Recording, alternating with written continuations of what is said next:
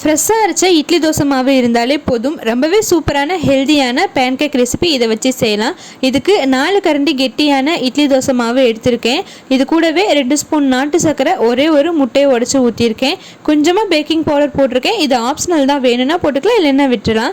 இதை நல்லா கலந்து விட்டுக்கோங்க. கொஞ்சம் லூஸ் ஆகிறதுக்கு தேவையான அளவு பால் கலந்துட்டு ரொம்ப கெட்டியாகவும் இல்லாமல் ரொம்ப லூஸாகவும் இல்லாத மாதிரி ஒரு கன்சிஸ்டன்சியில் எடுத்துக்கோங்க. இந்த மாதிரி எடுக்கிறப்ப தான் உங்களுக்கு தோசை மாதிரி இல்லாமல் கொஞ்சம் பேன்கேக் மாதிரி ஃப்ளஃபியாக வரும். கல் சூடானதுமே உங்களுக்கு வேணுங்கிற மாதிரி ஊற்றி எடுத்துக்கோங்க. பொதுவாக பேன்கேக்னால் வட்ட வட்டமாக ஊற்றினா தான் நல்லாயிருக்கும். நான் குட்டி குட்டியாக ஊற்றலான்னு பார்த்தேன். பட் அது எல்லாமே ஒன்று சேர்ந்துட்டு ஒரு பூ மாதிரி டிசைன் ஆயிடுச்சு. சரி, நாம் ஊற்றுறது தானே பேன்கேக்காக இருந்தாலும் சரி, தோசையாக இருந்தாலும் சரின்னு சொல்லிட்டு நான் இந்த மாதிரியே சுட்டி எடுத்துக்கிட்டேன். நீங்கள் உங்கள் குழந்தைங்க எந்த மாதிரி கேட்குறாங்களோ அந்த மாதிரி தாராளமாக செஞ்சு கொடுக்கலாம். பார்க்குறதுக்குமே பாருங்கள், திருப்பி போட்டப்போ பேன்கேக் மாதிரியே இருந்துச்சு. கண்டிப்பாக தோசை மாதிரி இல்லை. உங்கள் குட்டீஸும் கொடுத்தீங்கன்னா கண்டுபிடிக்காமல் விரும்பி சாப்பிடுவாங்க. ட்ரை பண்ணி பாருங்கள்.